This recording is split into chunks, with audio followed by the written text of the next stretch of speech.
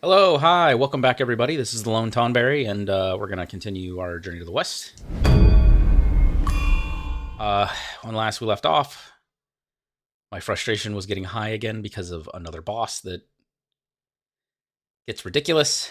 But I will admit that I think that his little flying dash attacks are ridiculous and goes on way too long. However, it is a skill check. The I think the cloud step doesn't even last long enough to actually keep you out of it. Um, it is a skill check. It is intended to see if to check your ability to dodge well enough. So we're gonna attempt again. I don't really have much to change here because I've been attempting him for quite some time.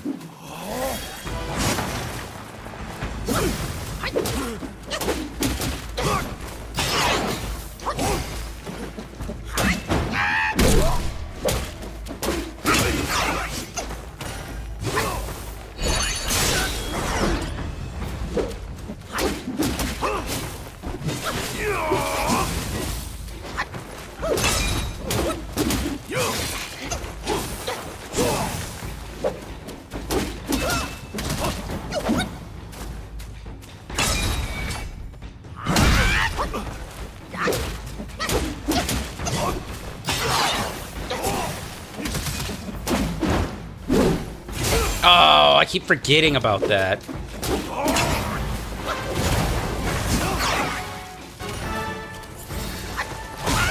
Man, it's hard to tell like what he's gonna do.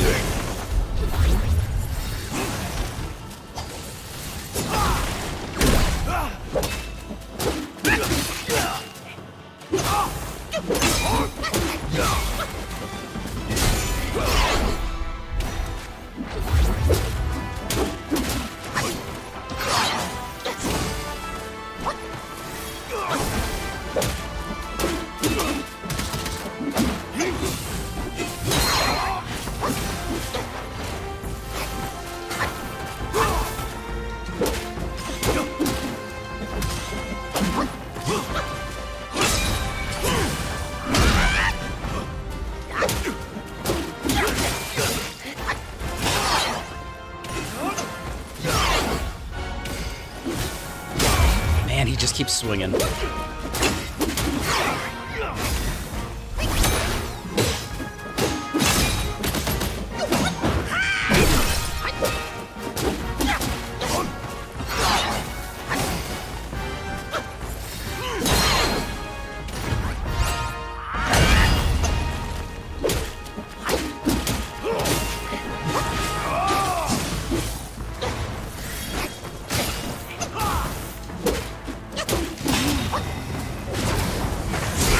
Oh, I do better than that.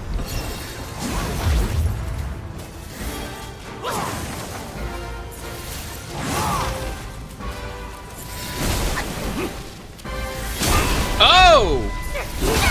Oh, come on, every time with that. That right there is the only thing that gets me.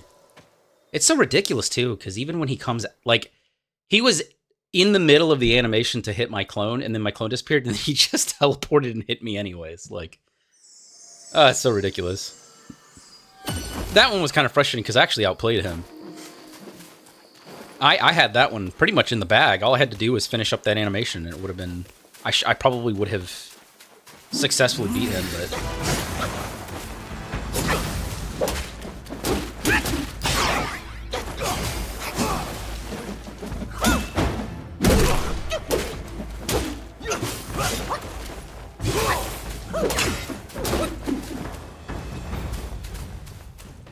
Okay. I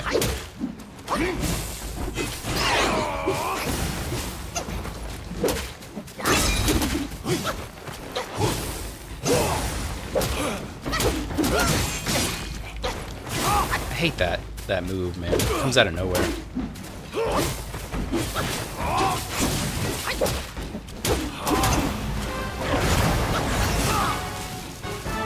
I actually did really well, in particular, that last run through.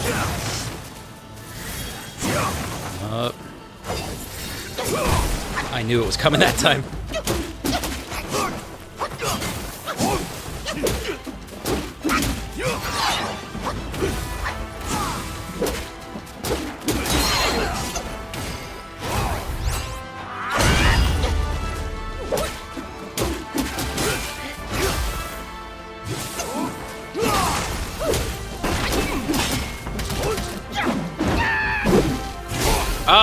I forgot about that.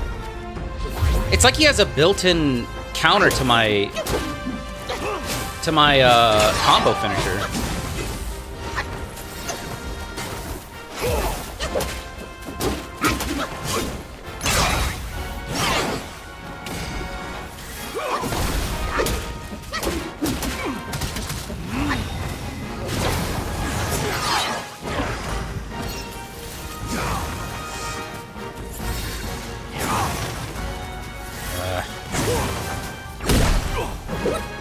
Oh, I was hoping I could kick him out of it.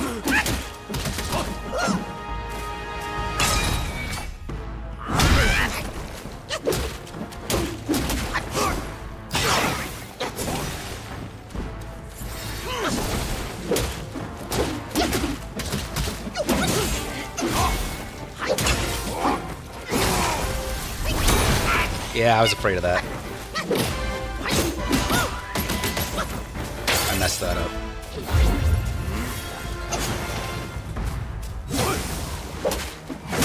Oh! You're still doing stuff, huh? And you're still going.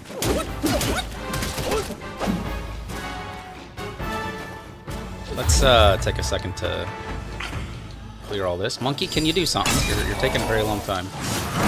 I did that last time. Ah!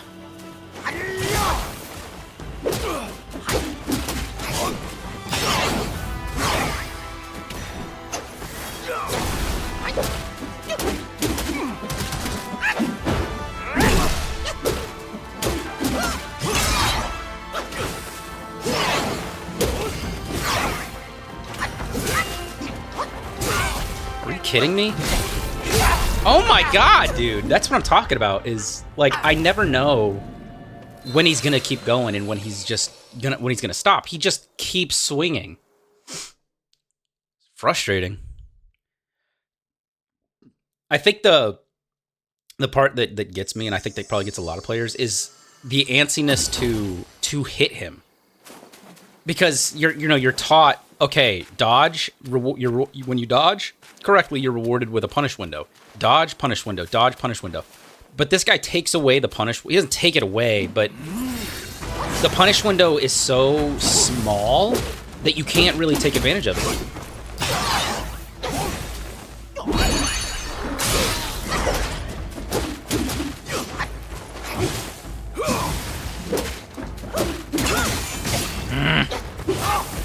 It's so annoying.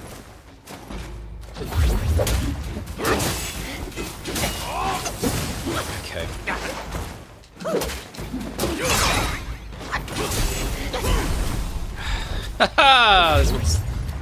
This particular one is getting on my nerves.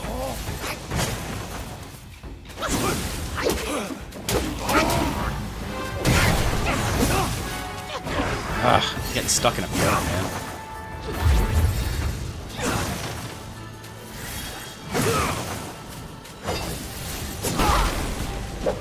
Okay.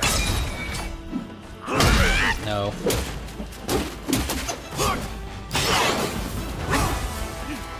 Oh, okay.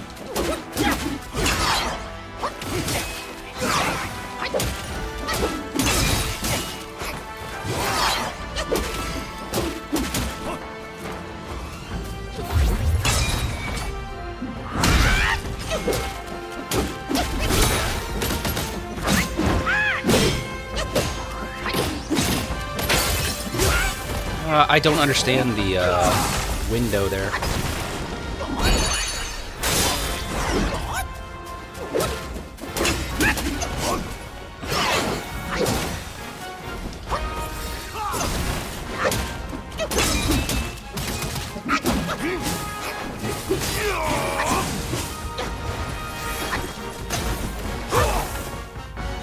Okay.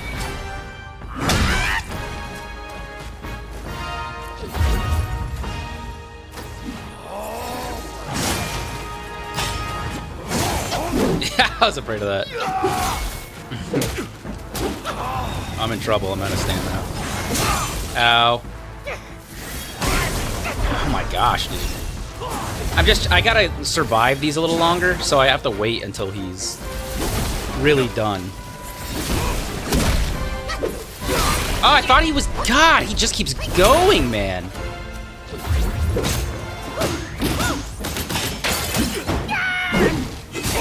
Ah! The counter.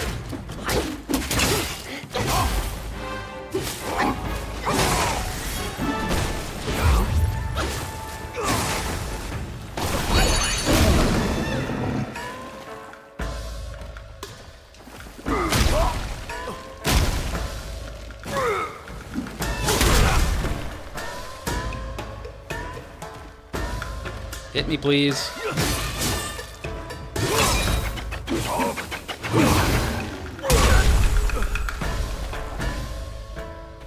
Do it again.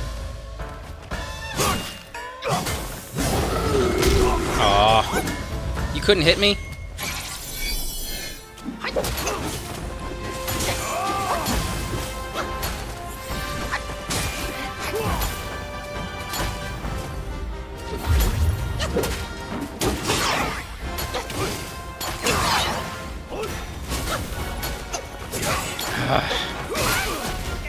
That freaking continuous combo is just so ridiculous. Oh, I'm out. I'm in trouble. I'm in trouble.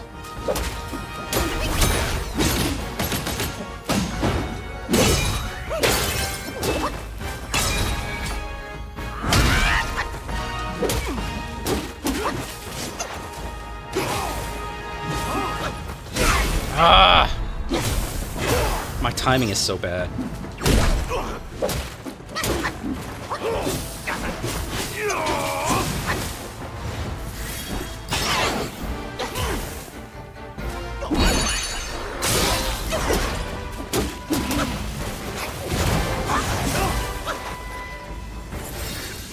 No, I knew that was it.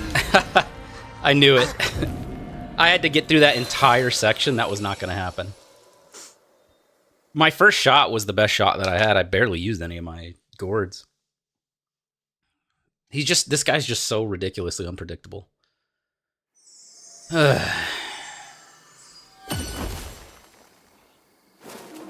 really probably should save the transformation, the Azure Dust, for one of those.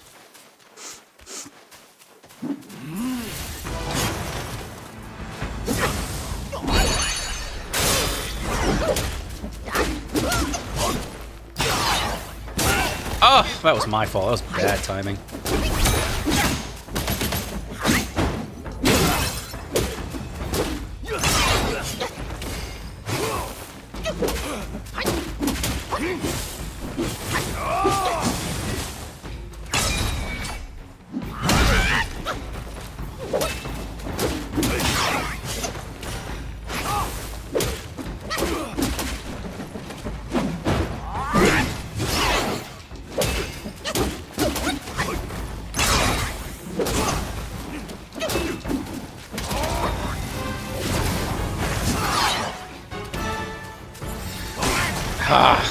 It just comes out of nowhere. Like, in the see how the time frame between each one changes.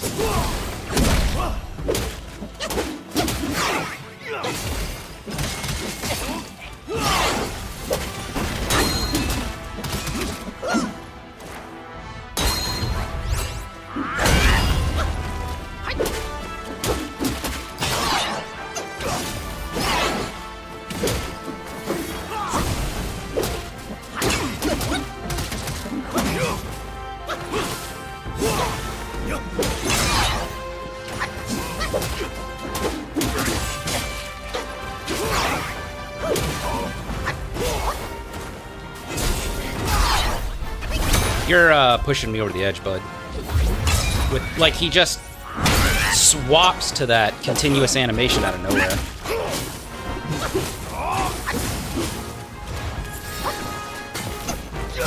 Ah, it's bad timing on my part.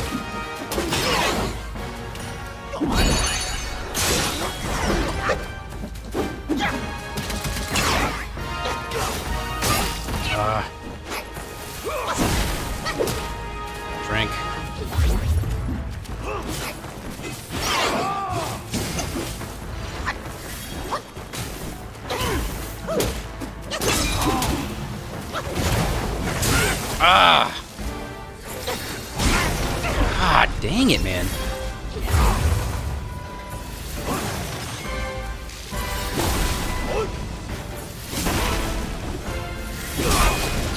so unfair! It didn't even...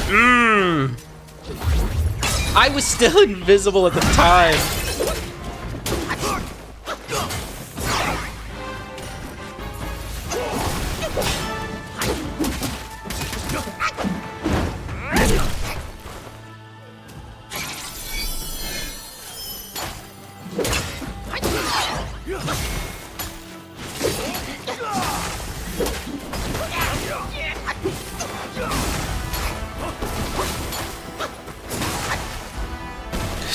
Ridiculous combos. Come on, monkey.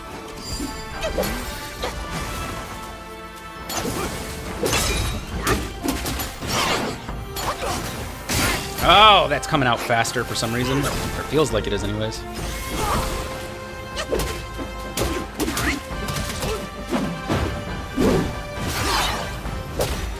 Oh, he can combo that too? I sure didn't know that. There we go. I knew I'd get him eventually.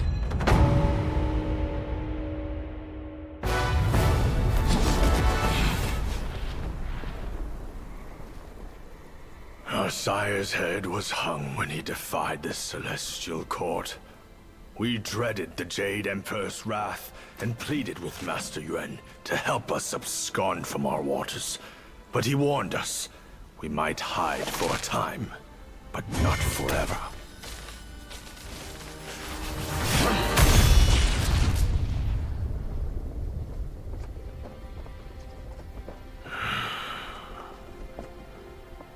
In the end, someone will come to claim our lives.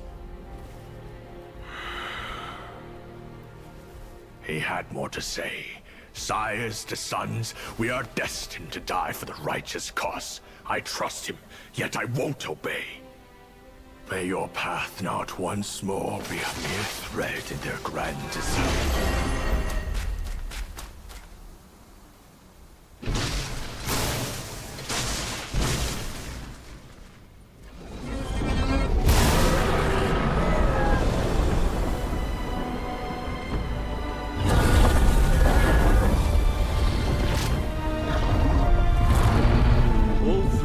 Brothers have been claimed. If not now, when will you reunite? Destiny repeats itself, always. Why not cast the die once more?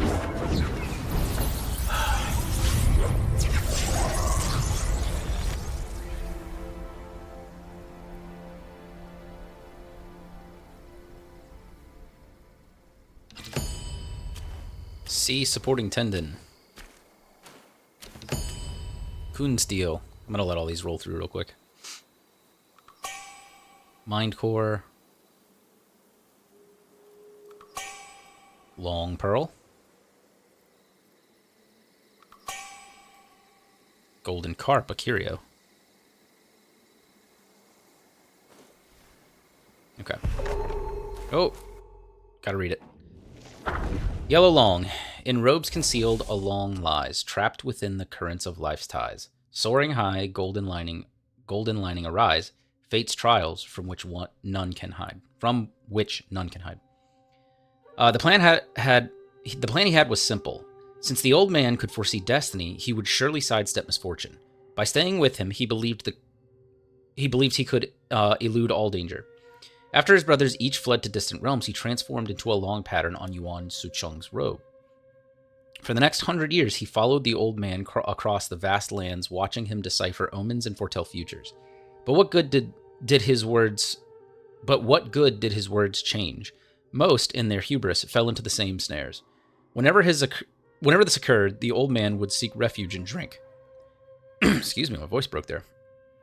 By fortune's grace, he possessed a gourd that brewed its own wine, and thus he often drowned his sorrows in a self-spun stupor. In his drunken haze, the old man would often converse with the shadows. At times, he would mutter wistfully, "What use is it to see through the game if you cannot play it? And if you do not enter the game, what is the use at all?" At other times, he would be spirited and cheerful, exclaiming, With life and death are predetermined. So why not be bold and give it a try? With life. Life and death are predetermined, so why not be bold and give it a try? Okay. Occasionally, he would speak with a heavy heart. What's done shapes what's to come. How many can truly defy destiny? And sometimes he would sigh and question, if you could predict where you would die and deliberately avoid it, could you really escape? The Long often wondered if these words were meant for him. But since the old man never exposed or drove him away, he assumed the old man was just rambling in his drunkenness. As time went on, these words gnawed at his heart, leaving him torn and unable to decide whether to leave. Sea supporting tendon, capable of supporting the sky and the seas. This long tendon is the last relic of the 4 Long brothers. It may be combined with the rest of the collection. Treat it with care.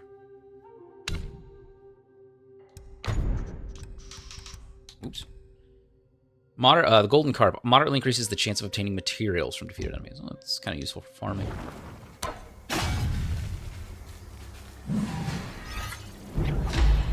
Golden lining spells. Golden thunder, lightning's gift, a deadly dance both cruel and swift. Transforms into Yellow Loong, gaining immunity to shock and the ability to see through the enemy. Each attack inflicts thunderbane. That is a... He's probably one of the coolest bosses I've seen. I'm a big fan of, like, glaive-style weapons, too. I said I liked spears. I do like spears and glaives. I like pole arms, basically. But he's one of the coolest bosses. To be able to transform into him is pretty cool. So let's go ahead and use him. I've used the Hoarfrost once. I didn't care for it. Umbral Abyss. I used him a little bit. I tried to use him here. Did not work very well, and I didn't really care for it. We'll try him. Lightning Dance, Fatal Shadow, Varied Combo, Unscathed. Initiating a heavy attack during a light attack combo triggers a varied combo. If the enemy strikes during the varied combo, you will be able to see through their move and counterattack, earning 1 focus. Heavy attack Death Trilogy. With at least one focus point, Death Trilogy replaces Fatal Shadow. Yellow Loong leaps into the air, infusing the tip of his blade with thunder, and slams onto the enemy's forehead, dealing massive damage. If followed by another heavy attack upon landing, another leap and slam can be performed. This sequence can be repeated up to 3 times. Once this move is executed, all focus will be emptied. Yeah. We'll go ahead and trade this back to Rock Solid. Alright. Can I craft anything now? I don't have the will, 45,000. But I can make it. And that's going to be the strongest weapon I've had so far.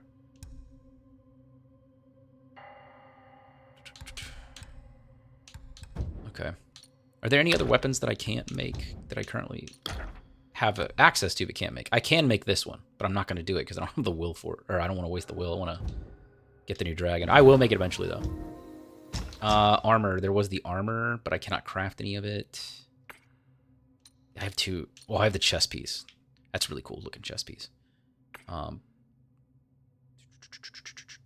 We will be putting on the centipede armor when I get enough fine gold thread. Hopefully in the next chapter we'll actually get some fine gold thread more often. Travel. I guess we will finally be moving on. And unfortunately that means we're going to start reading. We have quite a few journal entries built up, so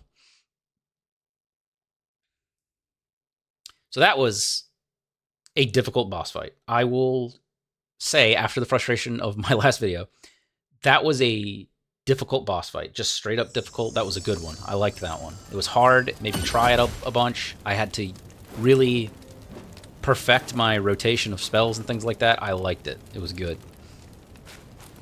Not like Kong Jin Long. Not like the 100-Eyed Taoist. Granted, it turns out that if I had had this this little sewing needle thing, apparently that knocks him out of that phase if you use it at the right time. So it's kind of like if you've played Elden Ring, it's kind of like Malekith. There's an item specifically used for Malekith that you can parry his attacks with. Doesn't make the fight trivial like this one apparently does, but I don't know how I feel about that. I like that there's kind of a secret item that you can find to make things easier, but to make it you so heavily rely on it, moderately increases invincibility duration when seeing through the enemy. I don't do it often enough though. I suck at seeing through the enemy. All right, let's get through some of these. We got a lot of entries. Okay, got an entry in every single one. I will read like 2 of these, and then I'll read the other ones because I don't want to spend the rest of the video reading. Let's see. Revenant Stalwart. Okay.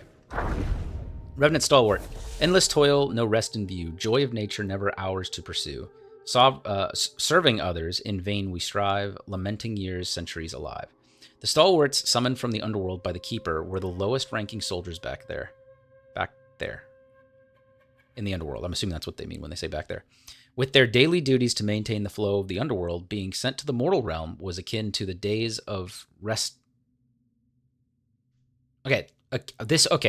So this weird, like, I almost pointed at the screen to show you, but you can't see me pointing at the screen. So this weird, like, grammatical thing that they have going on where they break a sentence up with a dash is weird because that's not how you, like, break up a thought in the English language anyways. With their daily duties to maintain the flow of the underworld, being sent to the mortal realm was akin to the days of rest, a break from their relentless toil. Like, it should have really probably should be a comma, I feel like, or a colon, not a colon.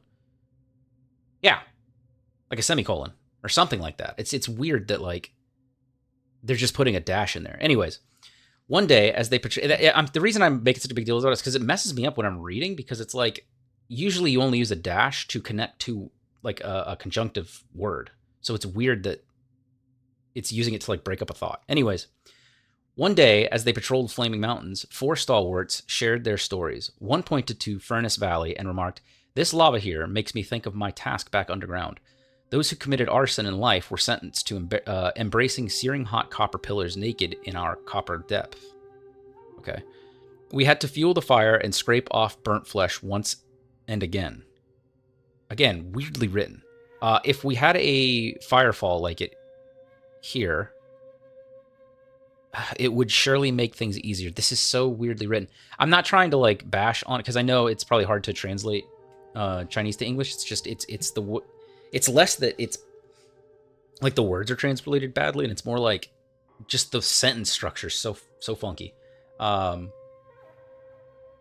Another added, "True, and those who broke families in life go to our iron depth. We plant an edge on the blade tree into their back and hang them on the tree. Our endless days are spent sharpening the blades and trimming the trees. Ooh.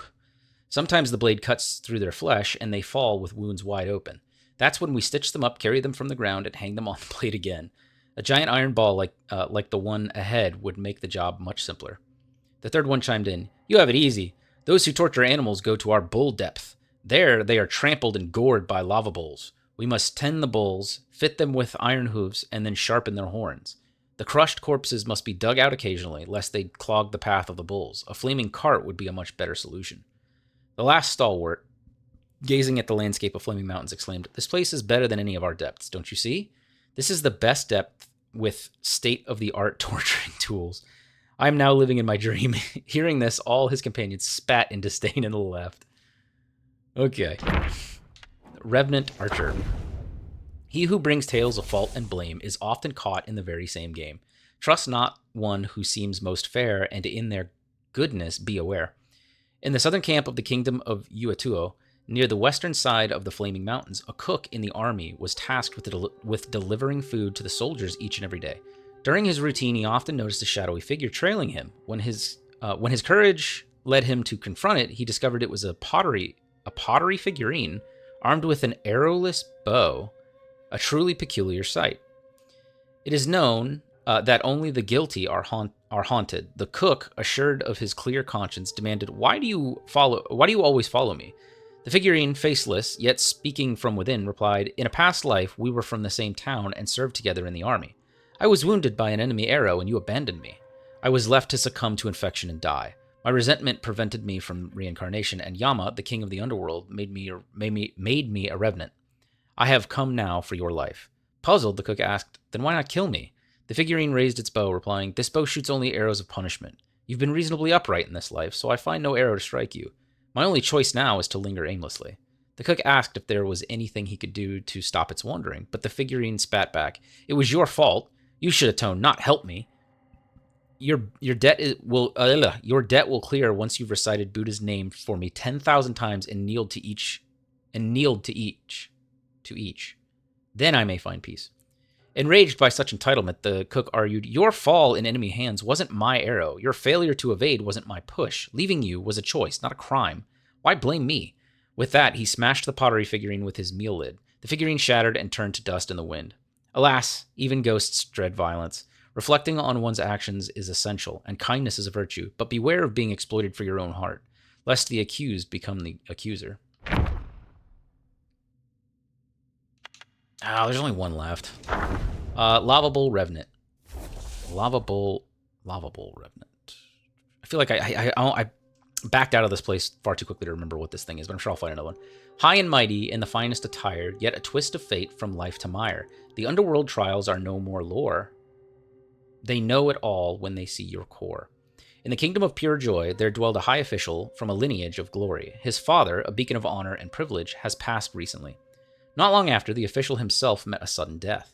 His soul, bewildered, found itself in the depths of the underworld, surrounded by terrifying sights. He came to a halt before a colossal stone gate and peered inside. There, he saw a charred corpse on their knees, twisted and shrunken from the relentless flames, their faces erased under chains and shackles. Among them, one scorched figure struggled to rise, shouting, Zirong, my son! It's me, your father! Better, the official's childhood name, resonated with truth. Okay. Better, the official's childhood name resonated with truth. Okay. He hastily asked, Father, why are you here? I held so many rituals made for your passage. The charred spirit replied, They're futile. The virtues in life bring fortune in the next, but wrongdoings must be paid now. My misdeeds caused my deaths, and Yama condemned me to the ceaseless depths, to burn eternally. My son, do not follow my path. Then 5 more charred spirits emerged, his ancestors going back to his great-great-grandfather, all echoing the same warning. Suddenly, a chilling wind blew, and the stone gate slammed shut. The official awoke among the living. For a time, he lived modestly, yet the hardships of simplicity soon wore him down. Convincing himself that it was nothing more than a dream, he slipped back into his lavish ways. Yagoi Chiefs. How many of you are there? A lot! Oh, the sisters! I should have read them first. We have to get through all these. How am I missing somebody at the top? I'm gonna have to look that up. Bulgar, Gongshi. This is at the very top. Lungli Guba, Earth Wolf. Okay. Okay. The 6th sister, should I read them in order? Yeah, I read hers, the first sister. Let's read them in order. The path home is covered in green moss. Peach blossoms begin to bloom across. How tender and gentle are her caring affection, among sisters a loving connection. The eldest sister of the Zhu family was gentle and serene, caring for her younger sisters like a mother. She meticulously managed every aspect of their daily lives. Even the straightforward second sister and the independent fourth sister behaved obediently and showed a touch of girlish charm in her presence. Each day, she oversaw the cave's catering, everyone's clothing, and was the go-to. See, that's what you use a dash for. That's a conjunctive term. The go-to for disputes. Illnesses, joys, and sorrows, keeping her busy from dawn till dusk. There was always a steady stream of courier lesser Yaoguais coming to her with messages. My lady, the 2nd and 4th ladies are arguing. My lady, the 5th lady scolded a weaver, and now they need an extra hand. Can someone be sent? My lady, the 6th lady, injured herself while practicing and asks you for you to come and have a look. One day, the lady of the house, her mother, called her to her side. As soon as she stepped into the hut, the tranquil scene of her mother admiring the flowers under a tree caught her eye. Her mother waved her over, saying, The flowers in our abode are more beautiful than those in the upper realm. Meanwhile, outside the hut, the lesser Yaoguai in charge of catering was waiting for her to decide the menu, and the steward overseeing the cocoons was waiting to report matters. The eldest sister asked, Mother, is there something you wish to instruct me on? Her mother gently took her hands and said, I just want you to accompany me in admiring these flowers. She smiled warmly, adding, I worry they will wear you out. The eldest sister looked at her mother and was suddenly transported back to many years ago. when her mother had held her hand in the same way as they admired the peach blossoms together. The flowers were beautiful then, and so was her mother. We've already read the second sister, so I'm going to skip her. We'll go to the third sister. I'm sorry, if you want to... It's not going to be the rest of the video, but I am going to go try to finish. I'm already reading all the sisters, so I'm just going to try to get through them. In seclusion for 100 springs, truth and falsehood the mountain brings. Rosy face turns into gray hair. Love stories seldom end fair. The third daughter of the Zhu family, graceful in demeanor and gentle in nature, loved reading and writing. Observing that her younger sisters were still naive and her two elder sisters were extremely busy, she focused on needlework and became the best weaver in the family. The fabric shop run by the second sister outside used weaving patterns designed by the third sister. The weavers in the cave were also trained by her. Due to her gentle and kind-hearted nature, she often found it difficult to command the Yaoguais. Thus, the fifth sister became her best assistant. While the third sister taught with the weaving patterns in hand, the fifth sister followed with a punishing ruler. If any weaver was particularly unruly, the straightforward fifth sister would report them to the second sister, who would then seal the offender in a cocoon to be used as food. Jeez. Because the eldest and second sisters were often preoccupied with various affairs, the fifth sister had been following the third sister since childhood. The third sister was very quiet, so the fifth sister became her lively counterpart. The two sisters bickered and quarreled, but it made the days pass more easily. Among the books the third sister often read were those strange mortal anecdote. She always found them fascinating and longed to experience those romantic scenes depicted. However, she was too wise to fall for any romantic scholar, knowing that most Yaoguais in those stories met tragic ends. The fourth sister. Sword raised to the azure sky, enemy blood stains the black robe high. Fortunate to be a maiden fair, outshining heroes with grace and flair. In those days, the Scorpion Lord brought his 4 sons to the Temple of Yellow Flowers, seeking refuge. The 100-eyed Taoist master, coveting the power of his venom, promised to arrange marriages between the young spider Yaoguais and the Scorpion Princes. Hence, he called forth Violet Spider and 4 of her daughters to meet them. Once everyone was seated, the Taoist master asked the princes to introduce themselves one by one. The eldest prince stood up, thumping his chest, and declared, "My skills were personally taught by my father. Among my brothers, I am the best bachelor. If all the sisters wish to marry me, don't let it cause any discord." Like this guy's bravado. Seeing the sisters frown, the second prince quickly stood up and interjected. "Sisters, please forgive my brother's recklessness. Strong as he is, which I admit, I am no less capable. If you choose me as your husband, I will expand our domain and make it prosperous." The Taoist master was displeased by the second prince's ambition, and the sisters too remained non-committal, turning their gaze to the third scorpion son. Feeling the pressure of their stares, he reluctantly said, "My brothers are all skilled, and my younger brother is also exceptional. Sisters, please consider carefully before making a choice." The fourth prince, disdainful of his third brother's lack of confidence, said, "My third brother is a bit awkward in temperament. I hope you don't mind. Although I am younger, my future is promising. Choosing me is choosing the future." I love these sales pitches. After hearing their self-introductions, the Taoist master asked the 4 daughters of the Zhu family to express their opinions one by one. The eldest sister spoke gently. "With many sisters to look after and our mother's illness, I cannot lay down this burden and let my sisters suffer. My marriage can wait a few more years." The scorpions shook their heads, expressing regret. The second sister laughed coquettishly and said, "I am busy managing the family business alone, with many financial gaps to fill. If any of you are willing to help me bridge these gaps, I might consider marriage." The Scorpion Lord's mountain had long since fallen into ruin, with no wealth to speak of, so the second sister's words effectively ended the conversation. The third sister, holding a fan, said, "I wish to marry someone with whom I can live in harmony. I love the poetry of Luo Yin. Have any of you read his works?"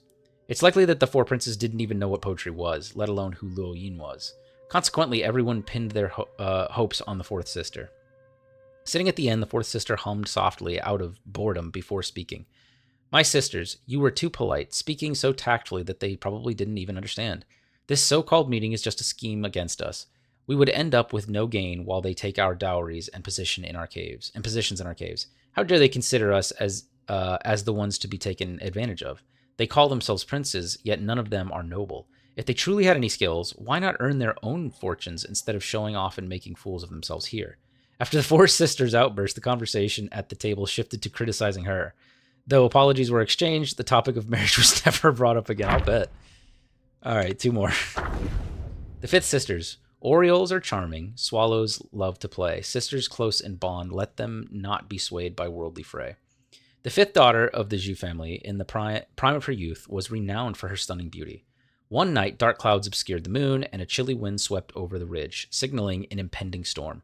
The fifth sister was accompanying her second sister in the village, overseeing the work of the lesser Yaoguais, when she spotted a traveling scholar seeking shelter from the rain. Feeling mischievous, she decided to play a trick on him. The scholar, being somewhat naive, was worried about his bookcase getting soaked and rushed into the deserted village without noticing the Yaoguais. He barely made it inside, bolted the door, and lit an oil lamp just as the rain began to pour heavily outside. Gazing at the rain through the window, the scholar was inspired to recite poetry. Shoes land in turmoil, the court in disarray. Like thunderclaps in clear skies, they sway. A clap of thunder roared. The scholar thought he saw the window shake, but paid it no mind until he finished reciting, feeling refreshed. It was then he realized someone was knocking at his door. As he finished the line, he noticed the window lattice move again. Assuming it was the wind and the rain, he hurriedly shut the window. After finishing his poem, feeling refreshed, he suddenly realized someone was knocking at the door. What? Okay, I just reread the same line. No, I didn't. It just said it twice. Okay. He caught a glimpse of a graceful silhouette on the door's paper screen, and a sense of alarm washed over him as he entertained the thought that it could be a Yaoguai. However, considering his own wretched and unremarkable existence, he somehow found the solace in the idea of becoming a victim of beauty. As the scholar hurriedly got up and flung the door open, expecting to see the stunning Yaoguai, he was instead met with a horrifying sight. A ghost with disheveled hair and pus-filled eyes, overwhelmed with terror. I gotta pause with those periods. I'm going way too fast. Overwhelmed with terror, he let out a scream and instinctively pushed past her, desperate to escape the haunted house. Outside the door, the fifth daughter, playing with her delicate fingers, leaned gracefully against the wall, only to be knocked off balance. Angrily, she walked into the house, cursing the scholar for his rudeness, and happened to see an old bronze mirror on the desk. Picking it up, she found out that the storm had washed away her makeup, leaving her face a patchwork of colors. And with her wet hair covering it, she looked truly frightening. Even she couldn't help but laugh. All right. In hidden groves, a home appears. Laughter fills the path with flowers near. Girl chases the butterflies in flight as rumors fade like shooting stars in the night. In the webbed hollow, there were no children of the same age as the sixth sister. Is she the young one? She usually... Yeah, I think that's supposed to be her. She usually spent her time with her elder sisters, who were all very nice to her. Only the fourth sister would strictly supervise her training. Sometimes she was trained diligently. When she trained diligently, the fourth sister would take her to the mountain top and gaze at the scenery outside and tell her stories about the world beyond the mountains. Although she enjoyed following her fourth sister, the fourth sister often went into the mountains to investigate secrets unknown to her. Claiming it was dangerous, she refused to take her along, which left the sixth sister feeling bored.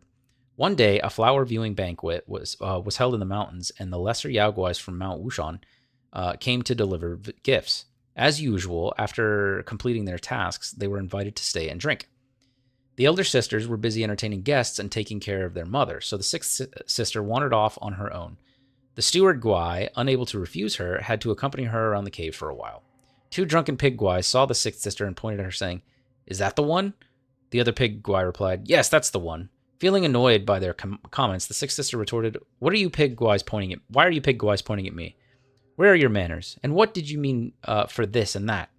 The steward Guai tried to signal the pig Guais to shut up, but they continued, "Little girl, let us tell you a secret that everyone knows but you." The steward Guai quickly tried to intervene, but the sixth sister earnestly said, "Go ahead." The two pig Guais laughed and said, "Your father is a pig, just like us. You are a relative of our old pig family." Contrary to their expectations, the little girl didn't burst in anger or throw a tantrum. Instead, she pouted and spoke with a dismissive tone, saying, "You must be attempting to establish a connection with me because you lack skills in your craft and seek to exploit me. The one my mother chose would never be someone as despicable as you." Hearing this, the pig Guais felt embarrassed and never dared to joke at her again. I'm guessing... Did she have a kid with Pixie? Yeah, I did Yellow Loong. Okay, Dusk Veil. He was from the last chapter, too. A brief song stirs the valiant heart. Long crows pierce the night apart, leaping high, then falling low, drifting like duckweed in the flow. Okay, I said this wasn't going to take the whole video, but he lay on the ground, still unsure of how he had been defeated. The previously unremarkable Taoist-robed insect Guai, whom he had previously dismissed as insignificant, now stood before him with a smirk on his face. Seeing Guai holding a radiant golden hairpin, he suddenly understood. He wanted to ask a question, but found he couldn't speak. The pain was unbearable. It seems that his throat was slit by the vile insect with the hairpin. He should be dying. He closed his eyes, not wanting his last sight to be that hideous face. Unexpectedly, someone turned him over and carefully applied decoction to his wound. He could breathe again, but this brought him no relief. The Guai clicked its tongue in amazement. The medicine master gave is truly remarkable. It has mended the severed part completely. What a pity to use it on this one. He opened his eyes and tried to ask a question, but the Guai stopped him. Don't rush. External medicine can't heal internal injuries. Besides, I don't intend to cure you. With that, the Guai waved his hand, and two fake Taoists in green robes carried over a jade box covered with brocade. The Guai took out a golden cocoon and said, "We mountain Guais are unworthy of this item. It's best to test it on you." Panic-stricken, he coughed up blood which splattered onto the golden cocoon. The cocoon broke upon contact with the blood, and a worm with a human head and a golden body emerged, quickly squirmed into the grass and disappeared. The Guai remained unperturbed and pulled out another golden cocoon from the jade box. Master was truly wise to have prepared two golden cocoons. He tried to struggle, but his body was tightly bound by cobweb. The Guai commanded, "Pour it down his throat." The fake Taoists brought several buckets of water and forced his head back. Pouring some foul-smelling decoction into his mouth, he felt something go down his throat. After swallowing it, he felt as if he were floating on clouds, his mind becoming hazy. Apart from a lingering concern for his mother, he could hardly remember anything. He silently recited one last prayer, hoping that a glimmer of survival would be bestowed upon his mother. Alright. Is it just one? It is. Hongyi. Just the, snake lady. Tearful eyes reflect tearful eyes. Broken hearts echo broken cries. The world harbors the cold and sly, yet spares this soul in serpent's guise. The Jade Emperor sat on his... Ooh, we're going to the Celestial Palace here. The Jade Emperor sat on his throne in the Celestial Palace, gathering the officials. Hong Yi stood among the immortals and saw Taibai Jinxing leading an officer in. Yeah, okay, you need to pick one. Leading an officer in. A crown of 5 peaks on his head, a landscape-engraved tablet in his hand, he wore the light of the 7 stars on his robe and walked to the pleasant music of 8 jade rings dangling from his waist. Taibai Jinxing then announced, "Your Majesty, I have brought the son of Bodhisattva Pilanpo from the Purple Cloud Mountain as commanded." The Jade Emperor responded, "Let the celestial official come forward. I appoint you as the Dawn Star, ranking among the 28 constellations, and grant you residence in the Palace of Illumination. Remember to be diligent in your duties and conduct your patrols on time." The newly appointed Dawn Star thanked the Emperor for his grace. The Jade Emperor then ordered the Crane Immortal and the Supreme Celestial Inspector to escort him to his post, also bestowing upon him 2 bottles of Imperial wine and 10 golden flowers. The Immortals congratulated the Dawn Star, while Hong Yi stood quietly on the periphery observing for a moment. She was slightly older than him, and having grown up together due to the deep connections and frequent interactions between their families, she had always seen him as a younger brother. Now, witnessing his moment of glory, she believed his future held limitless potential. After waiting a while longer, she watched him greet and bid farewell to others in front of the hall, his spirits high, yet he never glanced her way. With a quiet sigh, she turned and slowly walked out of the hall. I'm guessing that was the guy that turned into the... What was that thing called? The Dusk Veil? Alright. Oh, that took longer than I thought. I apologize. But we can finally start for the next 10 minutes at least. It'll be a little longer than that because I'm at least going to try to get to... the next shrine. Oh, that was a lot of talking. Oh, you know what? I need to see if I can sell stuff. I want to see if I can make the staff. I need some will, something fierce. Let's So let's change these back, because I really need the will. I really need the will. What was... I had the critical hit, yeah. I'll probably put those other two back on, because I like the combination that you get, like, free attack and defense, but... Let's see. I should have some stuff to sell, I think, right? No, I have nothing. Well, that stinks. How much will do I have? Not enough. I think I need like 45,000. Hopefully by the time we get to the next shrine. I don't think there was anything over here. No. Are we in the underworld? That's what it feels like. I didn't get to look around the last time we were here because I immediately turned around and went to do the secrets, but it kind of feels like we're in the underworld. Something, these buildings are on fire, that's for sure. There's fighting going on.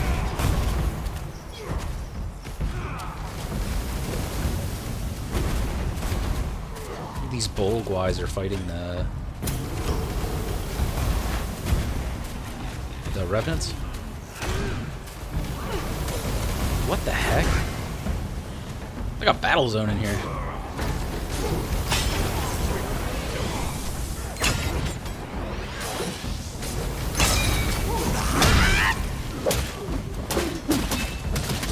Oh, these were the guys that I saw in the last area. They were all dead.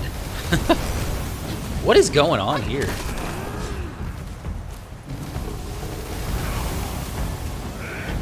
Go, go, go, go, go, go. This is pretty cool.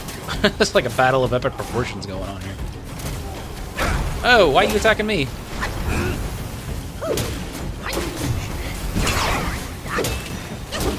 Oh, what the heck? Am I fighting a boss? What is happening here?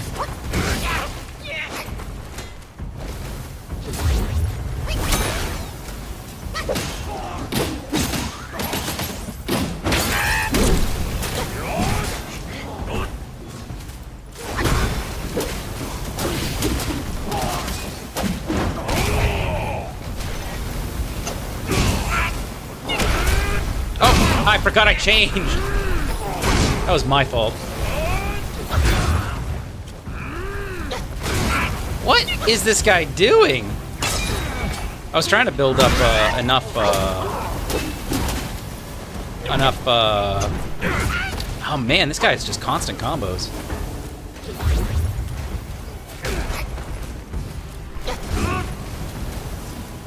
Ah, these fireballs. Hit him too. That's good to know. I could probably lure him into that. Oh man.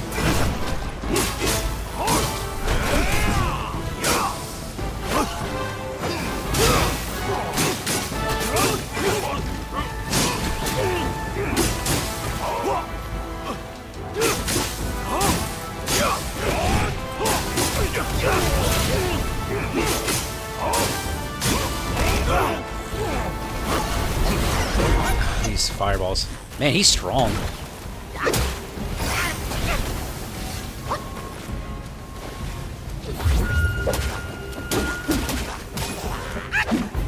So I beat him, or he's just kind of hanging over there?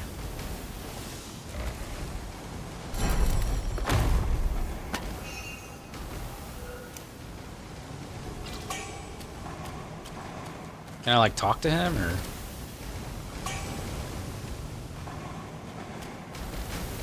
Is that where the fireballs are coming from?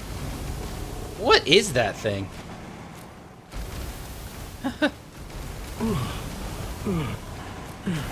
Oh, lad, it can't be you. Is this King Bull Demon? I thought you were one of them. Well, what happened to me? Oh, they stopped fireballs at least for me to talk to him. The vanguard of the Bull King It is. is relieved you're unharmed. It's King Bull Demon. Well, consider yourself lucky. I knew of you long ago. The thing you seek, the king must know about it.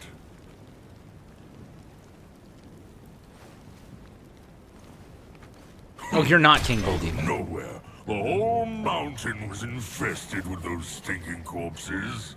Some coffin carts blocked all the passes up, burning everything in their path. I think he works for King Bull You think Demon. clever? How about you find a way to destroy them, eh? They're called 5-element carts, an evil and powerful invention of the king's son. Red Boy? I'm afraid they're not only guarding the passes. Trust me, there's more to it. Got to hold my ground at the entrance for a while. Can't imagine the chaos without me. They're called 5... Okay. Is that what you're talking about? Those things?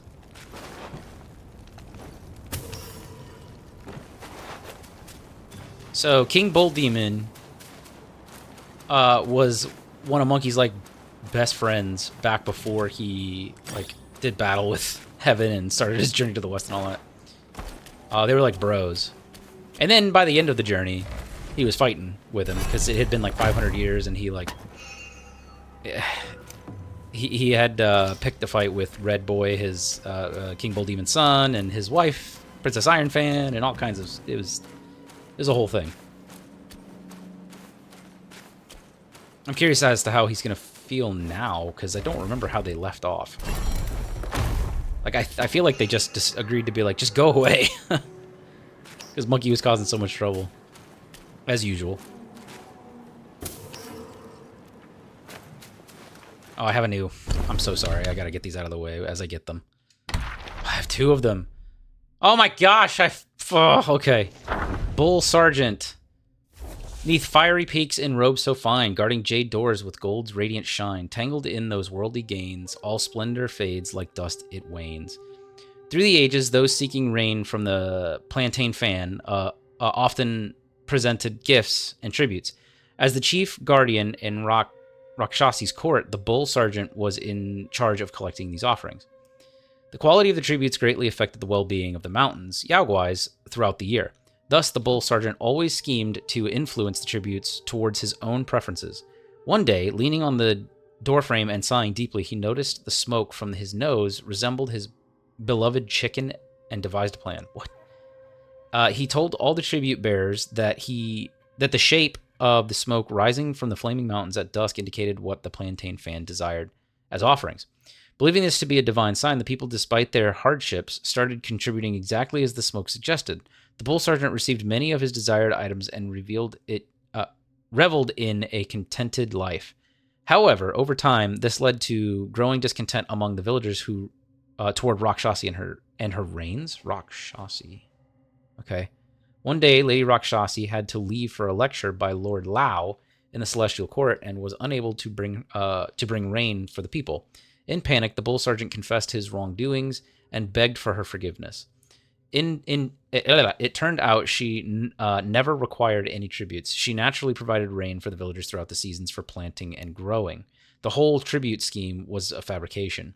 Lady Rakshasi didn't punish the Bull Sergeant, but ordered him to return the goods and tell the truth to the villagers.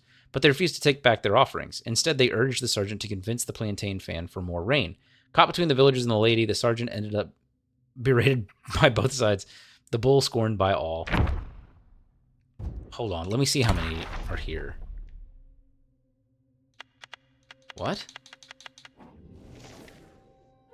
Oh, because he told me about it. Okay, well, I didn't learn anything about that, so let's go ahead and read this last one then. Bull Soldier.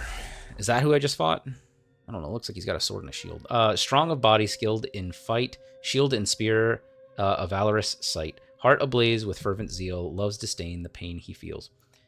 3 centuries ago, when the Bull King still graced the Celestial Court and the Red Boy practiced under Guan Yin, peace reigned over flaming mountains.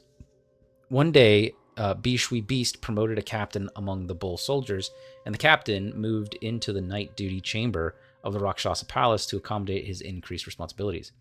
He occupied the adjoining room for the rest and the main west chamber for hosting guests.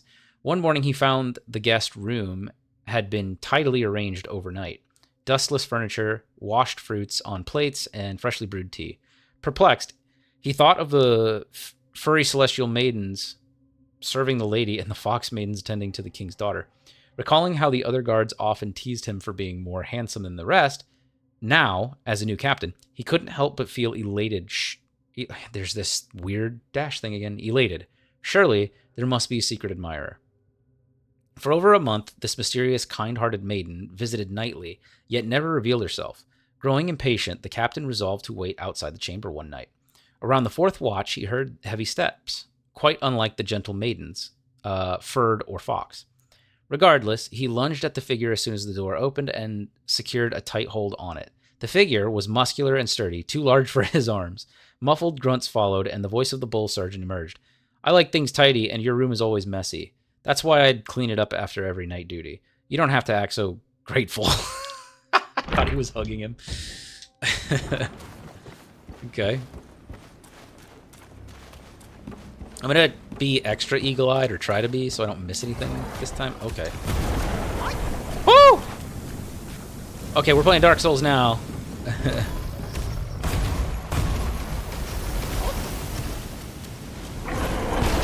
Okay. So we're playing Dark Souls now where you gotta hide behind a thing so you don't get hit by fire. This thing's angry. Brown iron cart. Okay, let's go ahead and rest here. I will... By rights, this should be where I quit, but I am gonna see if I can kill this thing or deal with it however I'm supposed to. I just wanted to get that.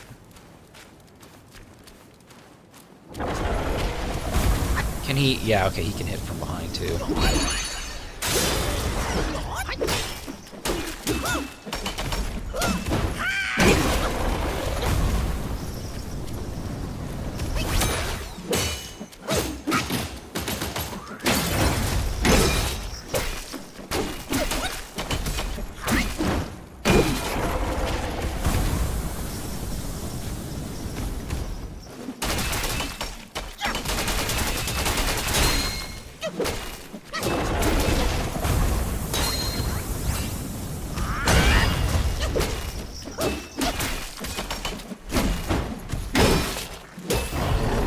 Go. Ah, we got one more read. I didn't think about that. 5 elements carts. 5 carts align with elements 5. From their fusion, fiery life does thrive. Beast heads roar as they swiftly race. Fire wheels east and west, the path they trace. At Flaming Mountains, Red Boy was about to celebrate his 100th birthday. He was in high spirits and asked the keeper, "My birthday is coming soon. Can I go out and play for a while?" The keeper replied, "As your father instructed when he ordered me to watch over you, I must ensure you focus on your practice. You cannot go out at will." Red Boy argued, "I have already mastered the Samadhi fire. Can't I take a break for a few days?" As he spoke, he punched his nose, releasing a burst of flames. The keeper shook his head. "You were taught the Samadhi fire so that you could use it to refine your inner core. Spitting fire carelessly such as that dissipates your chi and is nothing more than a trivial trick." He continued, "The liver corresponds to wood, which generates fire. The heart corresponds to fire, which generates earth. The spleen corresponds to earth, which generates metal. The lungs correspond to metal, which generates water. The kidneys correspond to water, which generates wood. The 5 elements generate each other in a continuous cycle. With the Samadhi fire, you should use it to refine the energy of your 5 organs." Growing impatient, Red Boy said, "Enough, I understand. I'll go back to my practice." On his birthday, the Bull King hosted a grand banquet in the mountains, inviting many friends to celebrate. Red Boy ordered some minions to bring out 5 small carts. The minions arranged the carts according to the 5 elements: gold, wood, water, fire, and earth. Gold is an element? Red Boy approached them, recited an incantation. I don't know if I just read that up there, but that surprised me for some reason. Red Boy approached them, recited an incantation, and spat out fire from his mouth while thick smoke erupted from his nose. Flames burst forth from his eyes, and fire surged from the 5 carts. After several bursts, the red flames blazed into the sky. The keeper was displeased, feeling that Red Boy was too playful and overly interested in trivial tricks. He feared that the boy might waste his potential in the days to come. However, the Bull King was very pleased. To him, I'm sorry if you can hear that. However, the Bull King was very pleased. To him, although Red Boy was not engaged in deep practice, he already understood how to employ his skills to create useful tools, which showed great ingenuity. He immediately ordered the creation of 5 larger war carts for his son. From then on, the 5 element carts became Red Boy's companions in his practice. Within 100 years, these carts imbued with his samadhi fire gained sentience and became formidable guys in the Flaming Mountains. Formidable? I mean, they're annoying from a distance for sure, but I killed that thing pretty quickly. I'm going to run back just real quick to see if the bull sergeant? Soldier? Bull soldier? Whatever he was. See if he has anything to say about that.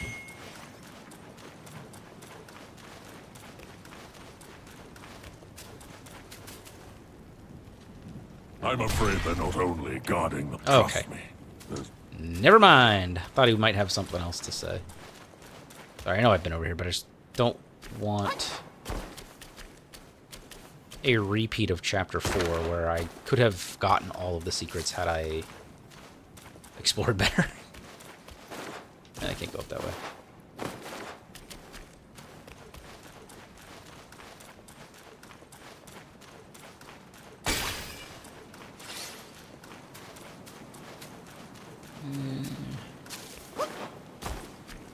Okay.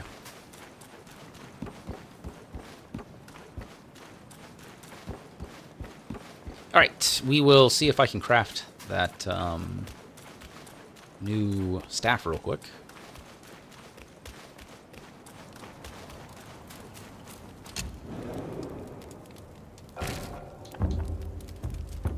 Craft. Craft opens to 45,000. I do. I do. Yeah. Alright. One of the best weapons, it sounds like, in the game. No, I'm sorry. The other one I need is here. And I just need the will for it. So I can craft it, I just need the will for it. And then for the armor, I need will and fine gold thread. Store. Yeah, I know they don't sell anymore, do they? Oh! They do! I only have enough for one, though. Okay, that's enough to craft at least one piece of... Well, it'd be enough to craft two of the smaller pieces, but it's enough to craft at least one of the big ones. And I can buy 6 mind cores? Oh, I need will so bad. Hold on. 495. Good lord. Okay. Okay, well anyways, that'll do it. Thank you guys for hanging around, and I'll see you guys next time.